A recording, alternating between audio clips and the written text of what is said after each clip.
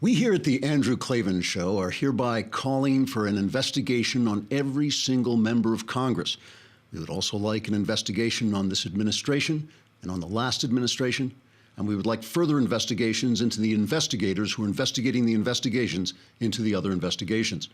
We must investigate until the truth comes out, the conspiracy is unraveled, and we get to the bottom of the truth coming out of the conspiracy at the bottom of the truth that has come out during this conspiracy. Without these investigations, it is our fear that government will devolve into a series of debates over ideas that lead to legislation, and no one wants that. Trigger warning, I'm Andrew Klavan, and this is The Andrew Klavan Show. I feel hunky-dunky, life is tickety-boo. Birds are winging, also singing hunky-dunky-doo. Ship-shape, tipsy-topsy, Lord, zippity-zing. It's a wonderful day, hurrah, hooray! It makes me want to sing. Oh, hurrah, hooray! Oh, hooray, hurrah!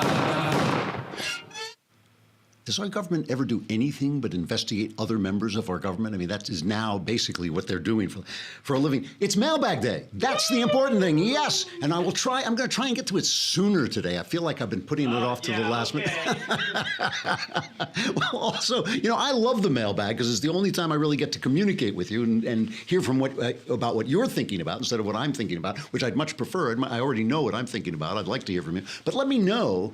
I have no way of knowing what you guys like, so let me know if you prefer the mailbag to be short or long or whatever. I will try and get to it faster today. And one of the reasons I'll be able to do that is because I won't be at the post office. That's my usual problem is I have to stop what I'm doing and run to the post office and stand online. But from now on instead, I will be using Stamps.com. Why? Because Stamps.com brings all the terrific services of the U.S. Postal Service right to your fingertips in your computer. You can buy and print official U.S. postage for any letter, any package, any class of mail using your own computer and printer. It is easy and it is cool. Stamps.com will send you a digital scale that automatically calculates exact postage, and Stamps.com will even help you decide the best class of mail based on your needs. It really is like having the entire post office crammed into your computer, which is just a lot of fun and so much easier, I find anyway, than stopping what you're doing and driving to the post office and waiting online and the rest. Right now, you too can enjoy the Stamps.com service with a special offer that includes a 4-week trial plus postage and a digital scale. Here is what you do. You go to Stamps.com, click on the microphone at the top of the homepage, and type in Klavan. K-L-A. Is this guy, we ever going to get rid of this guy? K-L-A-V-A-N, Stamps.com, and enter Klavan. You get a 4-week trial plus postage and a digital scale with no long-term commitment, and you never have to go to the post office again, which is worth it. Listen, I don't want to talk about Roy Moore and his magical dingus forever, I mean, I think like there's just a certain point at which Roy Moore's crotch begins to lose interest for me. But I have to say, I got a lot of reaction to some of my reaction to what's going on. And I want to respond to that. I think it's important. First, a bunch of people said that yesterday I kind of convicted him too quickly, basically, and believing his accuser, the girl who said when he was, lady now, who said when she was 16, he attacked her, choked her, threatened her, said, no one will believe you if you tell anybody about this. Today, Darrell Nelson, the stepson of that woman, Beverly Young Nelson, came out and said he doesn't believe her, so let's hear what he has to say. Mr. Moore, I support you. I don't believe the acts that she claims you've done.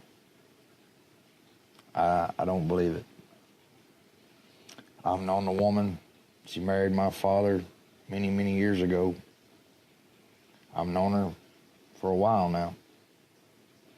And I truly do not believe that she's being honest about this.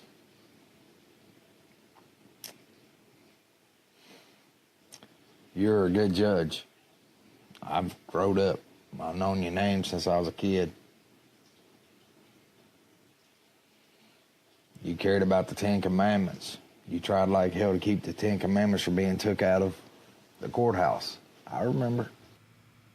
So that's that. Unfortunately, everybody else has now basically dumped him. Mitch McConnell says his campaign is collapsing. The RNC, the National Party, seems to have withdrawn funding and support. Sean Hannity, who, is a partisan and a very strong partisan, but he's always been really good about investigations. He does not get caught up in witch hunts. He's always, I thought he should have won a Pulitzer Prize, seriously, for his work during the lacrosse rape case. I think if he had been a liberal and that had been a liberal case of some sort, I think Hannity would have a Pulitzer. He'll obviously never get one because he's Hannity. But I think that even this is what he said about Moore yesterday. So Moore's losing even Sean's support. Here's where I am tonight. Between this interview that I did and the inconsistent answers, between him saying, I never knew this girl, and then that yearbook comes out. For me, the judge has 24 hours. You must immediately and fully come up with a satisfactory explanation for your inconsistencies that I just showed. You must remove any doubt. If you can't do this, then Judge Moore needs to get out of this race. This country has way too many issues and problems. The American people deserve 100% truth and honesty. We need correct answers the first time on issues this serious. Yeah, so, I mean, when you lose Sean and when Sean is telling you got 24 hours to clear your name, you're in trouble. So let me just respond to some of the people who wrote to me and tweeted me and did other things. Someone said that I was being soft, making excuses for sexual harassment, and that is utter garbage. All I was pointing out is that we are in a witch hunt situation. That does mean that we have to be careful and cautious of the accusations being made. And I was also pointing out in this kind of feminist witch hunt that people put clumsy or even offensive flirting on the same lists as actual rape and actual, assault, that basically you're degrading the serious charges by mixing them in with things that just happen between men and women. Things happen between men and women. Men make mistakes. Women are flirtatious. All kinds of things happen. It's very complicated. And before you start accusing people, you want to know that you're accusing people and ruining their careers over something that is really, really bad. And my personal approach, listen, I live outside the realm of feminism. I'm not a feminist. I don't live as a feminist. I don't just come here and tell you I don't like it. I don't live as a feminist. I live as a gentleman. I try to live as a gentleman. But the problem is when feminists are telling you you don't have to be a lady, men are not going to be gentlemen. And I think that is a problem, and I brought that out. But I'm in no way, I think people who behave badly are bad. It's ridiculous. That I just completely dismiss, but I thought I should bring it up. Somebody said to me that when the accuser came out and accused Moore of rape, that she was crying, and it was so long ago she wouldn't be crying anymore. That is really bad thinking. I mean, like the whole thing about this stuff is it sticks with you for life. It hurts you for life. I have given speeches and talks about my conversion experience and have gone through some of the things that happened to me when I was a little kid and more than 30 years ago. It still chokes me up. It still affects me. We live in time. This is one of the reasons that I can't support abortion. It's one of the reasons I'm pro-life, is that I feel that you are the child you were, you are the man or woman you will one day be. Just as I feel a baby in the womb is the adult it will one day be. And so I feel like we live in time, and that person crying, I just think she was very credible. I was watching that thing and I just thought that was very credible. Look, she might be lying, it's possible, but I will say this, if this is a hit job, it is one of the most elaborate conspiratorial hit jobs I have ever seen. The evidence has really piled up. Somebody said there was this thing where Moore said that he had never heard of the restaurant where he met the woman who accused him of assaulting her. And then she produced a yearbook that he had signed, and he had signed it that he was a DA. Somebody said, a couple of people pointed out that he was, this is a kind of forgery theory, the idea that the yearbook was forged, that he was not a DA, he was a deputy DA. But I've known a lot of DAs. I've covered courts as a reporter. They're always ADAs because the DA is usually the elected official at the top.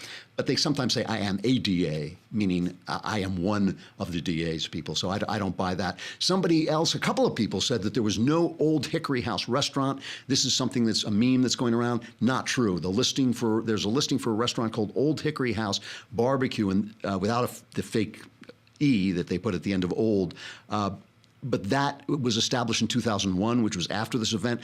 But a reporter for AL.com, which I guess is Alabama.com, a guy named William Thornton, dug up a city directory of Gadsden from 1978, which lists a restaurant called Old Hickory House and with the proper address. So, and you know, there's just a lot of people who are talking about the fact that he hung out at the mall as a 30-year-old guy picking up girls. One mall said they had to ban him because he was bugging the little girls there, or the young girls there.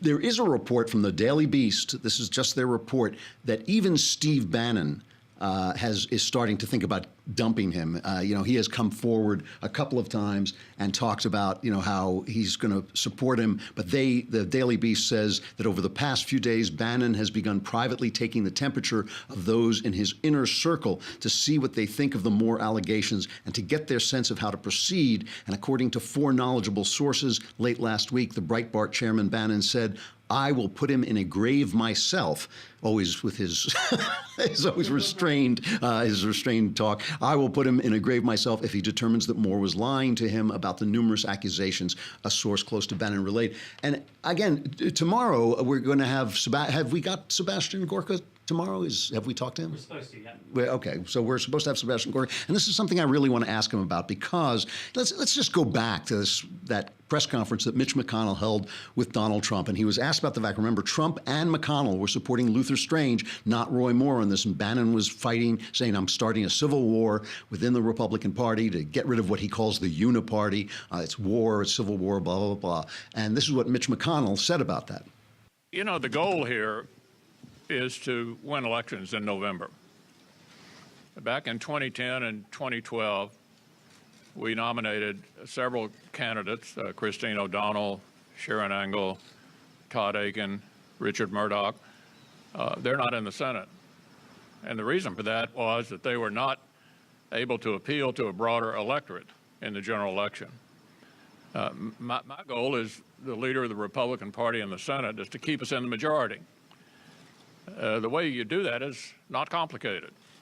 You have to nominate people who can actually win, because winners make policy and losers go home. We changed the business model in 2014. We nominated people who could win everywhere. We took the majority in the Senate. We had one skirmish in 2016. We kept the majority in the Senate. So our operating approach will be to support our incumbents, and in open seats to seek to help nominate people who can actually win in November. Here's the thing. I've said this before, but it's worth repeating. Politicians are really good at being politicians. And if you ever go to a baseball game in the minor leagues, what is it? Is it AAA that comes right before the major leagues? I think it's triple. Yeah. So you ever go to a AAA game? These are guys one step down from the major leagues, and what you're watching is human beings play ball. When you go to the major leagues, you're watching demigods play ball, and that's because there aren't that many major leaguers. They are the best of the best of the best, right? When you look at the people in the national government, in the federal government, you are looking at the best politicians there are. They may not be nice people. They may not be honest people. They may not have your same values and your goals, but they're really good at being politicians, or they wouldn't be where they are. When you look at Mitch McConnell, the leader of the Senate, there's a reason he's in that position. I'm not saying that you can only leave politicians to the professionals. I'm just saying that before Bannon starts, using that rhetoric about civil wars and the uniparty and all this stuff, before he starts using that rhetoric, he ought to be sure that he's as good as they are at doing what they do. Because I think that, if you lose this Alabama seat, there's 6 Democrats in Alabama. I mean, there's like 16 Democrats, and they could win a Senate seat at a time when we need every seat we have. And it really is a disastrous political situation. And it's also a disastrous situation to ask conservatives to support a guy who may have done truly, truly terrible things. So I got to get back to this thing about investigations, because everything is investigations now. And Jeff Sessions was was pulled before Congress.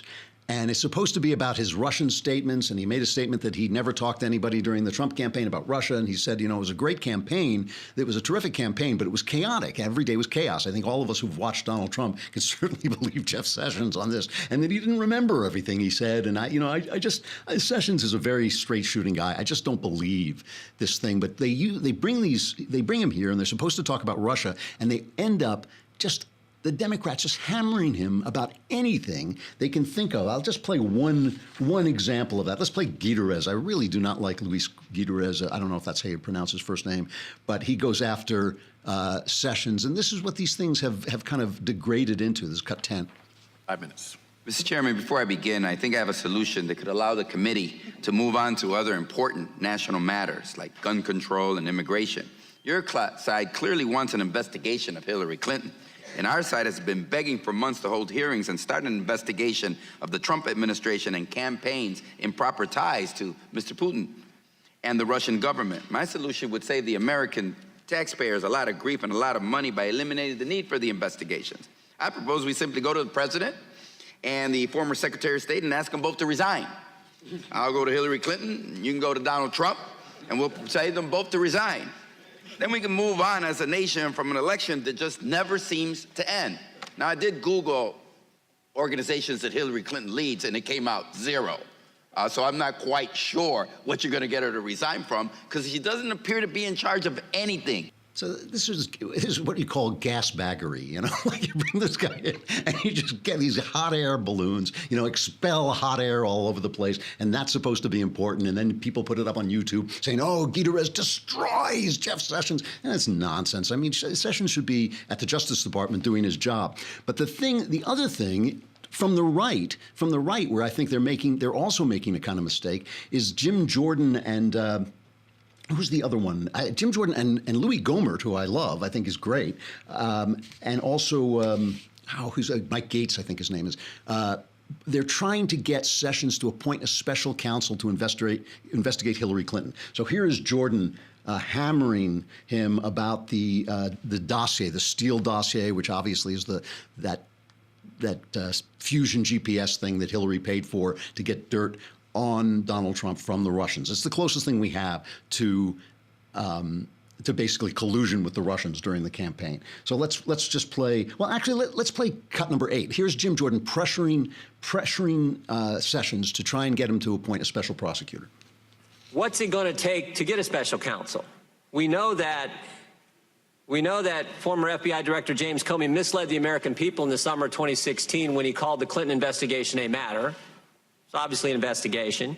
We know FBI Director Comey was drafting an exoneration letter before the investigation was complete. We know Loretta Lynch, one day before the Benghazi report came out, 5 days before Secretary Clinton was scheduled to be interviewed by the FBI, met with former President Bill Clinton on a tarmac in Phoenix.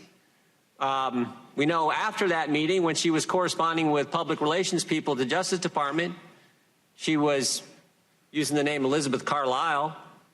You know, as I've said before, it seems to me if you're just talking golf and grandkids, you can probably use your real name. We know that Mr. Comey publicized the investigation, and we know he made the final decision on whether to prosecute or not. And then when he gets fired, he leaks a government document through a friend to the New York Times, and what was his goal?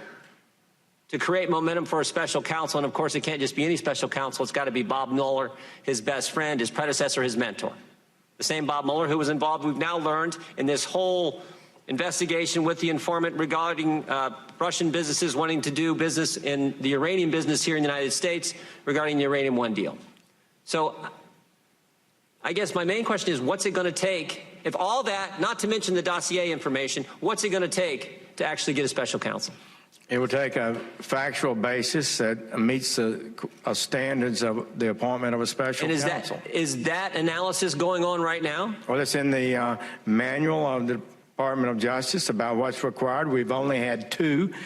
The first one was the Waco, Janet Reno, Senator Danforth, who took over that investigation as special counsel, and Mr. Mueller. Each of those are pretty special factual situations. Let me ask it this way. And we will use the proper standards, and that's what only thing I can tell you, Mr. Jordan. What's the problem with this, okay? Because a lot of Jordan's points are absolutely true. There's a lot of stuff that needs to be looked into and investigated and all this stuff. You don't need a special counsel for this, and in fact, it's a bad idea. The reason he wants this is because we now have this battle of investigations going on, which is what they do instead of arguing ideas, instead of debating, instead of legislating, instead of doing the work that we sent them there to do. This investigation has become the kind of go-to action of our Congress, and it is ridiculous. So when they appointed this special counsel Mueller to look into the Russian collusion thing, I went nuts. If anybody was listening, if you remember, I just thought that was the stupidest thing they had ever done, because once you appoint these guys, they just run rampant. They just go anywhere in order to get the kind of convictions that will make it look like it was worthwhile appointing them. And there's reason to think that Robert Mueller has got too many Democrat donors and all this stuff. And there's also reason to think a lot of people trust him. You know, I'm not impugning his integrity. I'm just saying once you do this, these guys go wild. So Jordan wants our own wild, rampant, investigator. But the only thing is, you don't need a special investigator for this. Sessions has not recused himself. Sessions had recused himself from the Russian investigation. That's why they needed a special counsel. He hasn't recused himself from any of this. So it doesn't mean he's not investigating it if he doesn't have some crazed special counsel running all over the place. Jordan just wants to continue that battle. That's, and I think it's a waste of our money and our time. And I think a lot of this is a waste if the guy, like I said, Sessions should be basically doing his job, investigating Hillary Clinton. But I think that this is just, it's a waste, and it's the wrong way to run a government. It's like a tin pot, it's like a tin pot dictatorship where you just investigate everybody. Hey, when I was working more in Hollywood, I used to get to fly, first class everywhere, and my travel was all arranged, and there was always somebody I could call at the studio to help me with travel. Now, I'm an independent contractor, and now I just have to rely on myself or, my wife or something to get going. But that's why there's Upside.com. I want to make sure I've got the right thing. It's Upside.com. Yeah. Upside.com, because Upside.com gives you what big businesses have for travel. It gives you the kind of support you want. And I've been trying to get you to try this. Now I've figured out a way. I'm going to bribe you, because I know my audience. You're corrupt. You're lowlifes. I'm going to bribe you. Here's what I'm going to do. If you book a business trip through Upside, not only will you get all the support that Upside provides, but if you go to Upside.com, I will give you two of the best gifts anyone is going to give you this holiday season. The first is a free pair of Bose SoundLink wireless headphones. I use Bose headphones all the time in my work. If there's somebody mowing the lawn nearby and I'm writing, I put them on. They're incredible noise cancelers. They're just great, and that'll give you some peace and quiet when you take your trip. And second, I will give you the gift of better business travel experience, because Upside has customer service specialists who look out for you every step of the way on your business trip. They handle any problem that might pop up. Their team is hard at work 24/7 to make sure your flight, hotel, and rental car all go off without a hitch. They're available on demand by chat, phone, and email whenever you need them. You have a problem,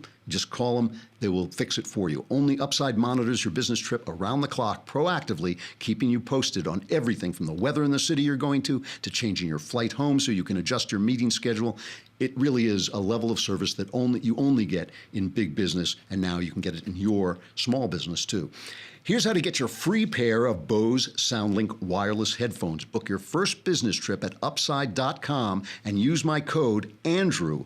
And the Bose SoundLink wireless headphones are yours for free. That's code Andrew at Upside.com to claim my gift to you, Bose SoundLink wireless headphones. And I'm telling you, these things are great just for trying Upside. It's one more way Upside is looking out for you and helping to reduce the stress of business travel. Upside.com. You deserve a better business trip. Minimum purchase is required, and see the site for complete details. We've got a break from Facebook and YouTube, but the mailbag is coming up. So here's what you do. You go over to thedailywire.com and you can listen to the rest of the show there. And while you're there, you subscribe for a lousy $10 a month, and you can watch the entire show right there on the site and put questions in the mailbag, so your problems will be solved right here, because all the answers to your questions are guaranteed correct and will change your life on occasion for the better. Plus, if you subscribe for a year, it's only $100 lousy bucks, and come on, you get the Leftist Tears tumbler, which fills up every time I speak a word.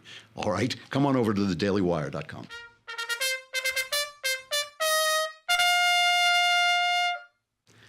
All right, you know what? I'm going to just go to the mailbag. I have more to say, but I think that's the problem. Let's do the mailbag. Woo! Yeah! I said I would get to it a little earlier. I'll get to it a little earlier. All right, I got a lot of good questions, that's why. All right, from Dominic, master of the single nostril breath, Klavan. I understand the stance that large-scale conspiracies undertaken by the government seem unlikely due to the next-level incompetence of the people who run the show. Right. That, a conspiracy is just two people making a plan. So there are conspiracies, but they usually come a cropper because people are incompetent. That being said, how on earth does what's-his-name, Barack Obama, and it is hard to remember his name now that his legacy is a smoking pile of ash in the Trump administration, but how on earth does Barack Obama still have such a rich and fervent following despite the serious corruption of his administration that is so glaringly obvious to the rest of us? It's his race. That is why. There is, on the left especially, but I think throughout the country, there is a racial pathology that we have fallen into. Black people in this country were treated abominably, not just by the slavery that Democrats held them in, but the Jim Crow laws that Democrats passed that just brutalized people's lives. I mean, when the Democrats became Ku Klux Klansmen, that brutalized their lives. And the steady prejudice, once people are so abused, it does create all these pathologies in their community, and then people hate them for things that they're actually doing, like committing crimes and so forth like this. So once America lost its sense of itself as a virtuous country, which it did have especially after World War II, lost its sense of itself as a virtuous country and reckoned with this, they felt a lot of shame. Americans felt a lot of shame. And they changed, and this country is no longer an institutionally racist country. It is no longer a country where you can pass laws hurting people because of the color of their skin, and thank God for that. That is a good thing. But this shame has made white people especially pathological in their guilt and in their attempt to display virtue. And they display virtue even when it hurts black people. The Barack Obama administration was lousy for blacks. It was lousy economically. It was lousy in terms of crime. It was lousy in terms of turning communities against the police who desperately need the police. Obama played the race card every time he failed, which was every time he tried to do anything. And the left just could not let the first black president be a failure. They could not let it happen. It would mean that they themselves were part of the shame of the past. And that is a pathology, because none of us we're not responsible for the past. We're only responsible for today and tomorrow and changing things so that the stuff that happened to black people in this country doesn't happen again. And they cannot let go of their virtue long enough to judge Obama rightly, because it would just mean that their entire philosophy is wrong. And that's why every time anybody criticized him, it's like, you're a racist, as if you can't criticize the president. I mean, if they had held Obama to the standard they held Trump, which is that every word out of his mouth is taken in the wrong way, Obama wouldn't have lasted a month. All right, that's my answer. That's why. It's racial pathology on the left. From Katie, why are you and Ben so hard on Knowles? He seems pretty likable and talented to me. Reminds me of a young Al Pacino. Katie, you're wrong. He's a total knucklehead.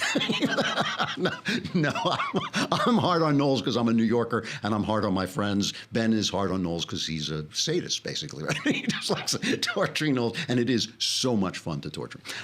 From Danny, dear highest incarnation of physical beauty and mental badassery, Klavan, I'm a Christian and a freelance DP. That's a director of photography. He's the guy who basically makes movies look great. They always give the credit to the director, but it's usually the DP. I've been in the film industry for 10 years now, and I'm clearly outnumbered as a Christian.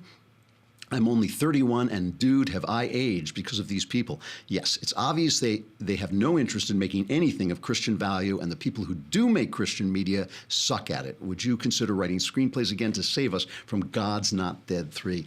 Danny, let me tell you something. This is absolutely true. Christians in this town get together and meet all the time, and sometimes I am there. And the problem we have is that God's Not Dead 3 costs 25 cents to make and makes $1 million. The business model is just so strong, it's hard to get around to making realistic things. And look, I'm getting this, we have this thing that I keep touting, Another Kingdom, on iTunes that me and Knowles did. I wrote it and Knowles performed it, and it is it's just a fantasy suspense story, but it is written by a Christian and it is imbued with my values. And people are complaining because it has the F word in it. Because when I wrote it, I left the F word out, and then I looked at it and I thought, this is not real life. This is not a work of art because it doesn't represent real life. And people are hammering me for it and attacking me. The thing is doing great. It's got over 600 five-star reviews. I'm really grateful for how well it's doing. But it does get to me every time I hear, you're not a Christian. You call yourself a Christian, but you use the F word. I don't often use the F word, but the fact is people do, and you can't represent people realistically in a work of art. So I will tell you, this is an absolute true story. I was called to a meeting of several film Christians to sit together and talk. I brought these points up. I said, I do not want to make candy, God is the God of the real world. He's not the God of Candyland. I don't want to make movies about Candyland. They called me up and in the nicest, most Christian, most polite way asked me not to come back. They said, you don't fit in here. And it's not like I was screaming and yelling. I just made the point that you're making here. It's a problem because their business model works and Christians do not want to hear what I have to say. Anyone who wants to hear me say more about this, there is a pamphlet available on Amazon called The Crisis in the Arts. It's by me. I think it costs $1. I don't get any money for it. It was put out by the David Horowitz people and it supports them. But it's a very short pamphlet and it talks about how the arts work and what Christians misunderstand. The most important thing that Christians and conservatives misunderstand is that Christian and conservative work does not look like Christian conservative world. Those are two different things. The things that our founding fathers read to build this country were filled with bloodshed and sex. They read the Greek tragedies. They read Shakespeare. They knew all the great classic work that deals with sex and violence and the Bible, by the way, which also deals with these things. It's very frustrating, Danny. I completely hear what you're saying. And I don't have an answer because they're these candy, I don't have a better word to use for these candy-covered Christian films make a lot of money. So I don't really have an answer for how to break through that business model. Cassidy, love your podcast. I listen to it every day. As a Catholic, I want to charitably ask about your belief in theological truths and how you come to them on your own. What leads an individual Christian to the fullness to truth? In other words, without the church, I guess. How do you know that you're always being guided by the Holy Spirit? Well, this is the great divide between Protestants and Catholics. Both sides are looking for an absolute bedrock authority, and the Catholics use the Church and the Pope, and the Protestants use sola scriptura, they use the Scripture.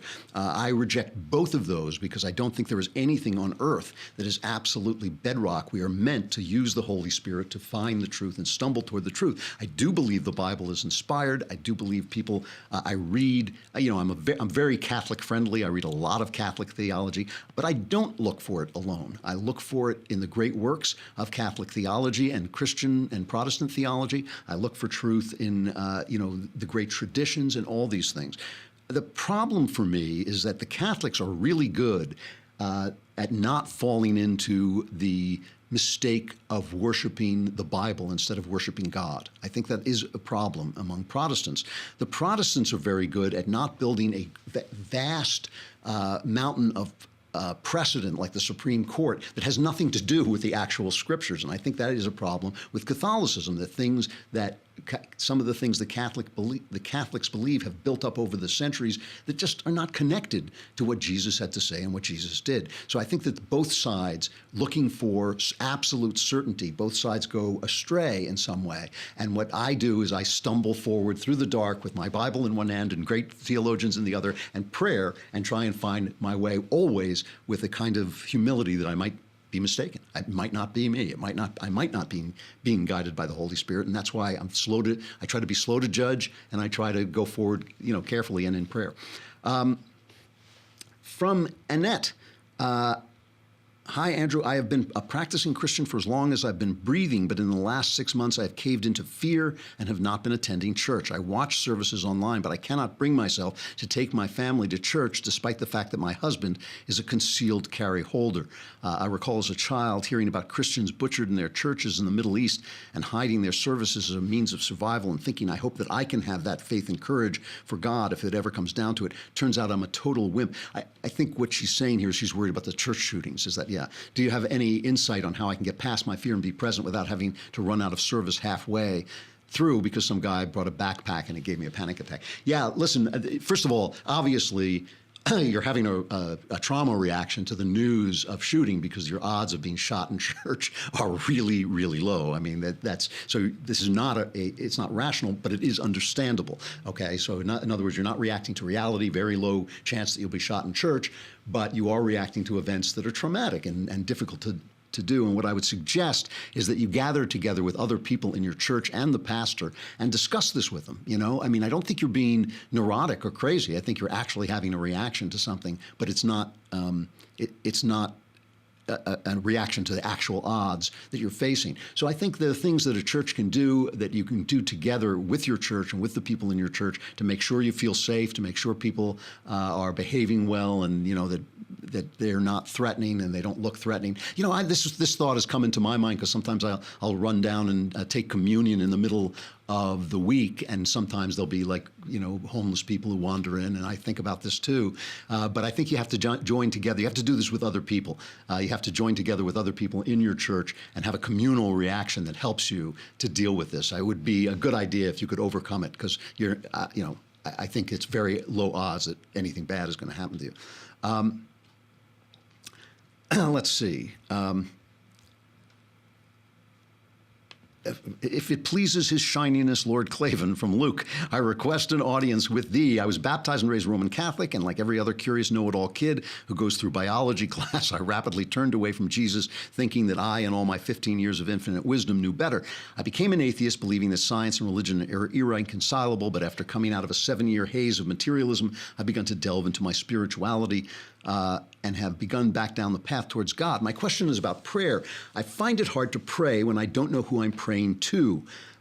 Is prayer something that will guide me down the path and become more powerful to me as my faith strengthens, or is it futile until I sort myself and my faith out? No, I don't think it's futile at all. It's like saying, I don't know who you are, Klavan, and I can't talk to you until I find out. It's only by talking to me that you can find out. You know, that's the thing. And obviously, what I said before about not just prayer, but also scripture, also the great traditions, also your church, and all those things that help guide you.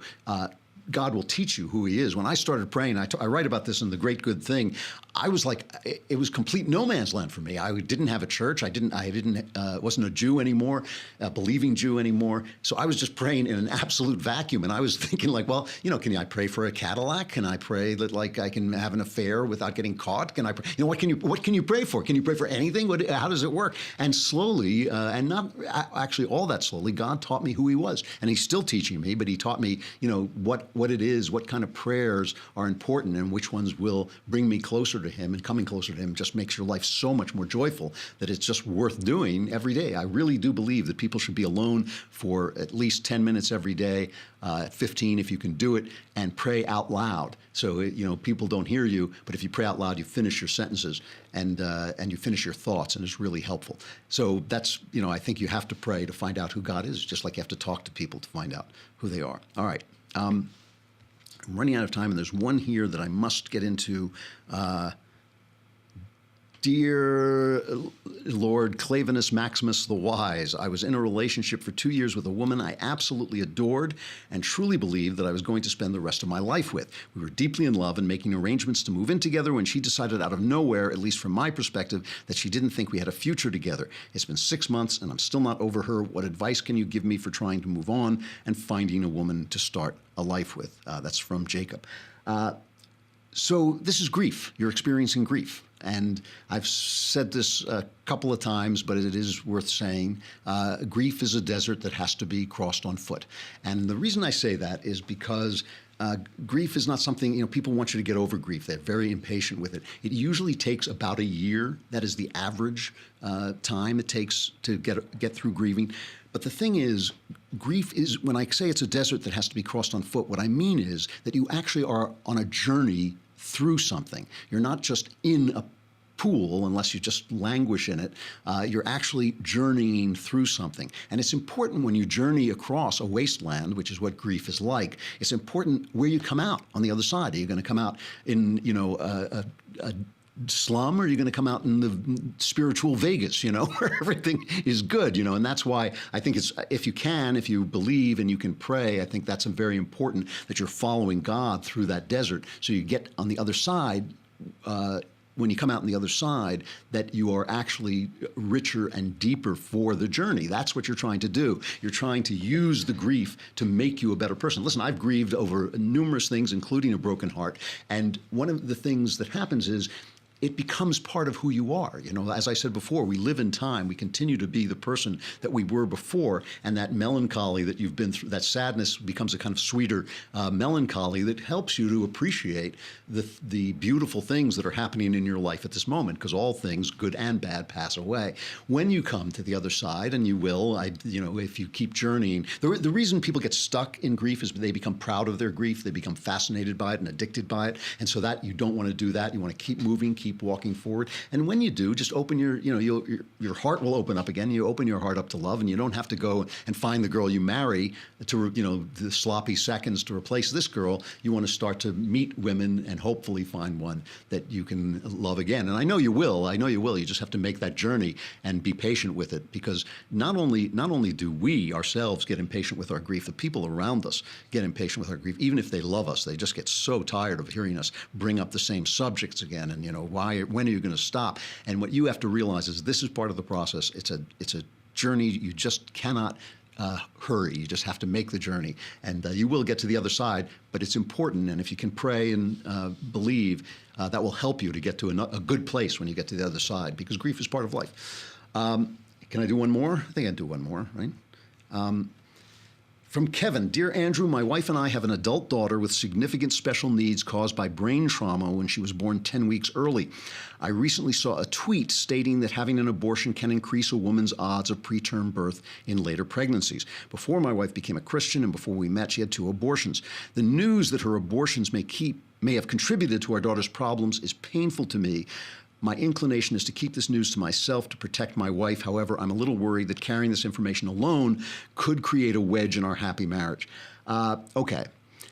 First of all, there is some science behind this, that abortion can lead to preterm births. There is some science behind that, but like all these things, that could change, and you don't know in your particular case. And you certainly should follow your inclinations and keep this to yourself. And if you need to talk to somebody, a therapist or something, talk to it. What I think you are really dealing with, and I'm going to be blunt about this, the heart is filled with all kinds of irrational feelings, and you're not to blame for that. That's true of everybody's heart. That's true of everyone.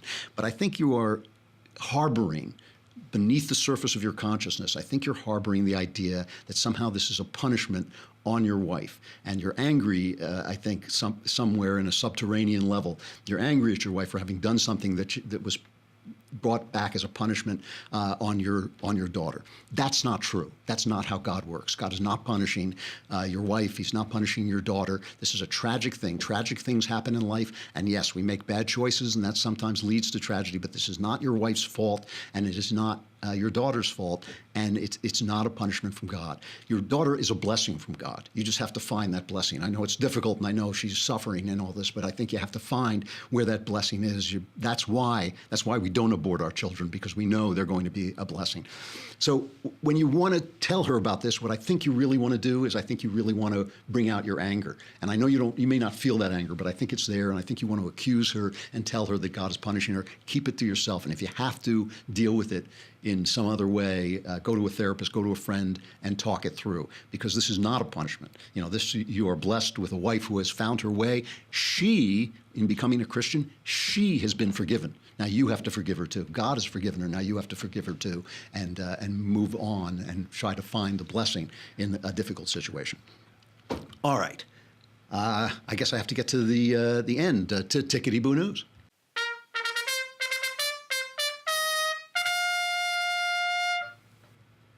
So I have to bring this up. Global Atheist Convention called Reason to Hope is canceled because no one wants to go. And I don't mean to be triumphalist about it, but here's the story. I think this is from us. This is the Daily Wire. The third annual Global Atheist Convention, ironically dubbed Reason to Hope, has been canceled due to dismal ticket sales, the Sydney Morning Herald reports. Turns out offering nihilism packaged as hope doesn't sell too well to the masses. The conference, which was scheduled for February of this year, was set to be headlined by atheist novelist Sir Salman Rushdie, who was a huge get for the convention organizers. You would think so. This is the guy, the Ayatollah Khomeini. This is when Islamism first really rose to the surface. The Ayatollah Khomeini issued a fatwa against Rushdie for his novel The Satanic Verses in 1989.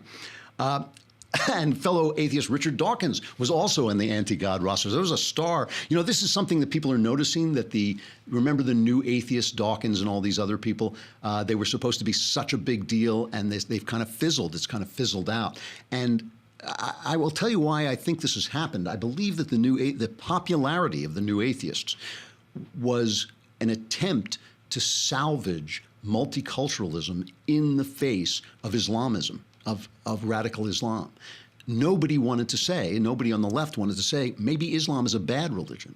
Maybe there is a God, and God has certain features and qualities, and you can be wrong about God, who God is. I think a person who is serving a mean, nasty, judgmental little Allah who wants him to blow people up because he doesn't believe in him is not serving God at all. I don't believe that Allah is Allah. I don't believe that Allah is God.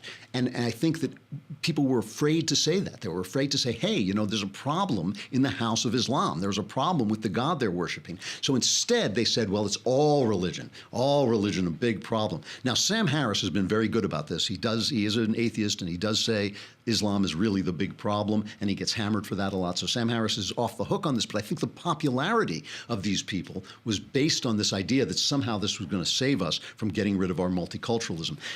I was writing books for Thomas Nelson, some of my young adult thrillers for Thomas Nelson, and I said to him, you don't have to be afraid of atheists, because when you argue with them, you win. Their arguments are lousy. And look, some of these people, Dawkins is a smart guy, his arguments are lousy. Sam Harris, smart guy, his arguments are bad. You can beat these guys in argument. I love to have atheists come out and say what they have to say, because I think we can win that argument. The things that really hurt God are corruption in the church. Catholics get angry at me because I keep going back to the priest molesters, not because I don't like the Catholic Church, because I like the Catholic Church, and that's what hurts God. What hurts God is small-mindedness and meanness, and hammering people with your Bible for their lives instead of forgiving them, which is what God keeps telling you to do on every page of the New Testament. Being judgmental and small-minded in the name of God, which is not God. Those are the things that hurt God. But atheism, intellectual atheism is great. We can always challenge that. And I'm not so sure Richard Dawkins is going to make it to the grave without changing his mind. Because I've heard him say things like, what does he say? I'm a secular Christian and all that, because that doesn't make any sense. And Dawkins is smart enough; he might figure that out. So anyway, I just wanted to say that I think when you read news about the new atheists, that's what you're reading. You're not reading an attack on God. You are reading an attack on God, but you're also reading a desperate attempt to defend a philosophy, relativism, which has failed utterly and fails per se because it makes no sense. Tomorrow, hopefully, Sebastian Gorka will be here, and we will put his feet to the fire and question him about this civil war in the GOP and what Roy Moore means for it. Please be there. And next week, are we going to run that Scott Adams interview? Yeah. I interviewed Dilbert's creator, Scott Adams. What a great interview that was. And that's going to be next week, I think on Tuesday, probably, since Thursday's Thanksgiving. All right, I'm Andrew Klavan. This is The Andrew Klavan Show. We'll see you again tomorrow.